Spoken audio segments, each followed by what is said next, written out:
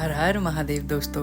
तो आपका फिर से स्वागत है भक्ति मार्ग चैनल पर और महाराष्ट्र सीरीज के एपिसोड 2 पर, जिसमें हम जा रहे हैं भीमाशंकर ज्योतिर्लिंग।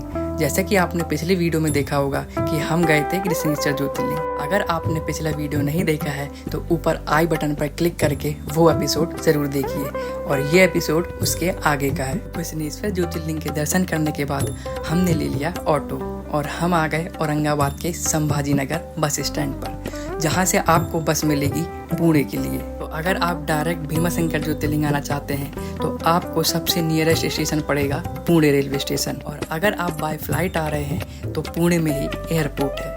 तो जैसा कि हम पुणे जा रहे थे तो आपको भी बस पुणे में ही उतरना है, और वहाँ से आपको शिवाजी नगर बस स्टैंड से बस मिल जाएगी जो कि आपको सीधा भीमाशंकर छोड़ेगी। मैं आपको बता दूं, हम सबसे पहले कृष्णेश्वर ज्योतिर्लिंग गए और कृष्णेश्वर ज्योतिर्लिंग से वापस औरंगाबाद आए, और औरंगाबाद से बस लेकर पुणे जा रहे हैं।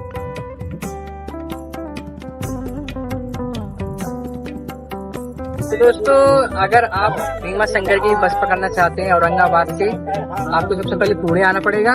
पुणे के शिवाजी बस स्टैंड पर हमने टिकट ले ली है, तो दिखाइए टिकट।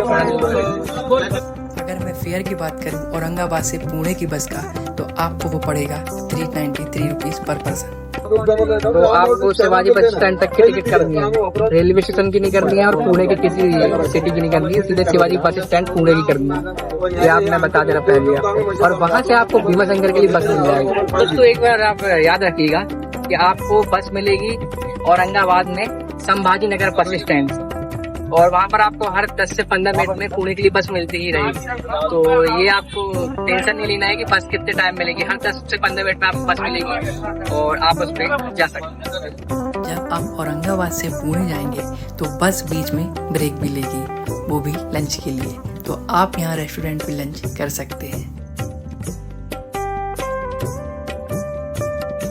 और लगभग 7 घंटे का सफर करने के बाद हम पहुंचे पुणे के शिवाजी नगर बस स्टैंड। लगभग 7 घंटे सफर करने के बाद हम पहुंचे पुणे के शिवाजी नगर बस स्टैंड पर। तो हर हर महादेव दोस्तों, तो अभी हम लोग जस्ट उतरे हैं शिवाजी नगर बस स्टैंड पर, जो कि पुणे में है, और अब हम यहाँ से लेंगे भीमाशंकर के लिए बस। तो बस भीमाशंकर के लिए आपको मिल जाएगी 1 नंबर प्लेटफॉर्म से। ये सामने मैं दिखाऊंगा आपको, 1 नंबर प्लेटफॉर्म है, वहाँ से आपको भीमाशंकर की बस मिलेगी। तो आप यहाँ पहले आइए पुणे, फिर उसके बाद भीमाशंकर के लिए आपको बस मिलेगी। जब हम पुणे के बस स्टैंड में पहुंचे तो हमें पता चला कि भीमाशंकर के लिए लास्ट बस 6 बजे जाती है शाम को, और हम पहुंचे थे 7:30 के करीब। तो यह बस अब निकल चुकी थी। तो इसका ऑल्टरनेट ऑप्शन आपको मैं बता दूं कि यहाँ से आपको मंचर तक की बस मिल जाएगी, जो कि भीमाशंकर से काफ़ी नियरेस्ट पड़ता है। तो अगर आपकी बस पुणे से मिस हो जाए भीमाशंकर की, तो आप मंचर तक पहले आ सकते हैं, और फिर मंचर से आप कैब या बस से जा सकते हैं भीमाशंकर ज्योतिर्लिंग। और हमने भी यही किया। तो हमारे एक ग्रुप मेंबर का बर्थडे भी था, तो सबसे पहले हमने उसे सेलिब्रेट किया और फिर हम निकल गए। तो हर हर महादेव दोस्तों, हर हर महादेव। तो सबसे पहले हमारे शिवा भाई को हैप्पी बर्थडे। तो हमारे शिवा भाई का आज बर्थडे था, तो इनने हमें पार्टी दी और हमने इनका कटवाया है केक। तो हुआ ये था कि हम लोग पुणे से अब भीमाशंकर की बस पकड़ने का ट्राई कर रहे थे, पर क्या हो गया, हम पकड़ नहीं पाए। 6 बजे तक रहती लास्ट बस, आपको भी बता दूं पुणे से। तो अगर आप भीमाशंकर डायरेक्ट जाना चाहते हैं तो आप 6 बजे आ जाइएगा, उससे पहले ही आ जाइएगा, तो आपको डायरेक्ट आप भीमाशंकर पहुंच जाएंगे। हम लोग के साथ ये हुआ है कि हम लोग आए हैं अब मंचर है, मंचर तक हम लोग आए हैं। अब यहाँ से हम लोग को कैब बुक करनी पड़ रही है भीमाशंकर तक के लिए। तो अगर आप डायरेक्ट करेंगे तो आपको कम पड़ेगा रिजनेबल प्राइस में। तो बस यही कहना था कि 6 बजे से पहले आप पुणे पहुँच जाइए भीमाशंकर की बस लेने के लिए। हम लोग तो जो गलती हमसे हुई है आप वो नहीं कीजिएगा। पुणे बस स्टैंड में आप 6 बजे से पहले आ जाइए और वहाँ से भीमाशंकर की डायरेक्ट बस पकड़ लीजिए। वैसे अगर आप ग्रुप में हैं लगभग 7 मेंबर के, तो आप कैब कर सकते हैं, ये आपको बजट में पड़ जाएगी। यदि आप 1 या 2 ही हैं तो आपको बस से ही जाना होगा। लगभग रात के 12 बजे हम महादेव का नाम लेके निकल गए भीमाशंकर के लिए। तो आपके लिए एक इम्पॉर्टेंट इन्फॉर्मेशन ये है कि यदि आप कैब से आ रहे हैं और रात के 2 से 4 के बीच में आ रहे हैं, तो आपको कैब अंदर तक ले जाने मिल जाएगी। यानी मंदिर के 100 किलोमीटर के पहले तक ही। अगर आप सुबह पहुंचते हैं तो पार्किंग काफ़ी दूर लगाई जाती है, लगभग 1 से 1.5 किलोमीटर पहले। भीमाशंकर में बारिश होती ही रहती है, तो आपके लिए कंफर्टेबल यही रहेगा कि आप मंदिर के नज़दीक तक पहुंचिए। और आप जैसे ही भीमाशंकर के 2 किलोमीटर के दायरे में पहुंचेंगे तो आपको यहाँ पर फॉग ही फॉग दिखाई देगा चारों तरफ, और ये फॉग काफ़ी घना होता है, यानी 20 मीटर तक के बाद आप देख ही नहीं सकते। तो बस हम कुछ इसी प्रकार मस्ती मजाक करते हुए रात में पहुंचे बाबा के दरबार में।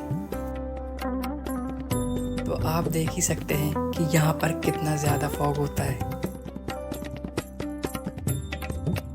हर हर महादेव। दोस्तों, सुबह के नहीं मतलब रात के 3 बज रहे हैं अभी, बस 4 से 5 के बीच हम दर्शन करने वाले हैं। तो अभी हम लोग सब रेडी होंगे और सबको ठंडी बहुत तेज लग रही है क्योंकि यहाँ का तापमान कम है, टेम्परेचर बहुत कम है। कितना है देखना पड़ेगा। तो वही मैंने देखा ना पहले 18-19 था, अब देखूंगा 17-16 पहुँच गया। चलिए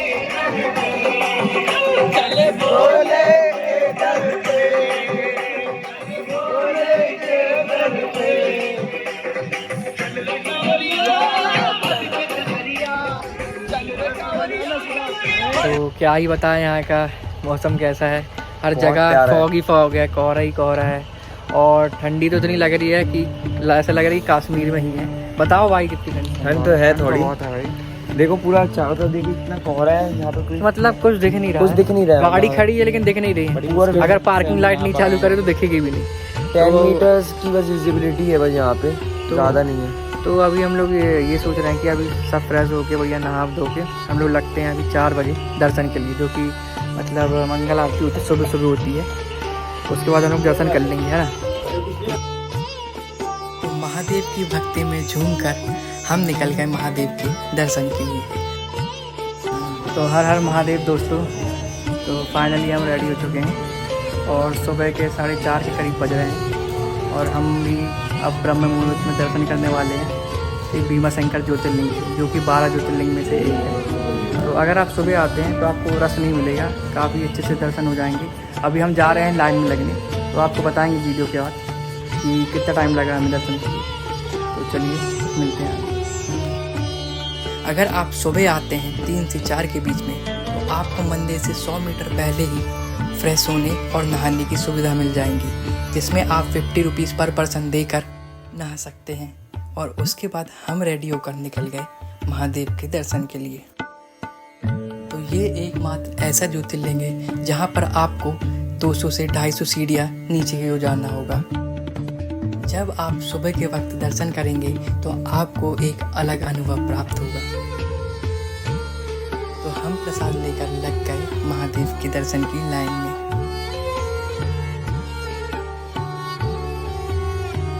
जब हम लाइन में लगे थे लगभग 5 बज रहे थे, और 5 बजे यहाँ पर सुबह मंगला आरती होती है, जिसमें लगभग 1 से 1.5 घंटा लगता है, और उसके बाद ही लाइन आगे बढ़ाई जाती है। तो बस हम धीरे धीरे आगे बढ़ते जा रहे थे। तो दोस्तों ये है टेम्पल्स की सारी टाइमिंग डेली की।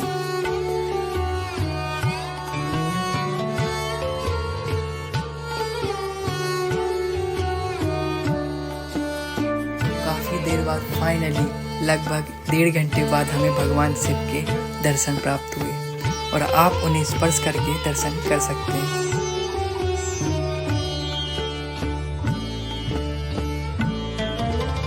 नमः पार्वती पते हर हर महादेव।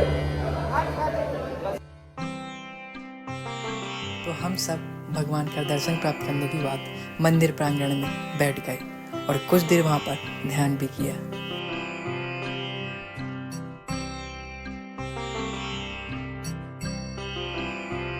कुछ देर मंदिर में बैठने के बाद हम आ गए ऊपर की ओर, और आप देख सकते हैं कि कितना ज़्यादा फॉग था।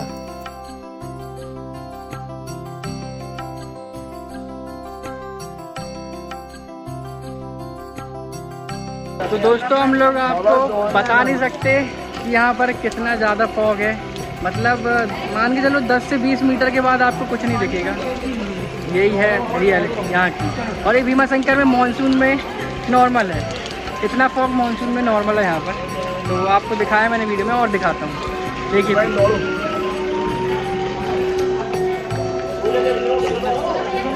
कुछ बोले तो देखते हैं आगे चल के।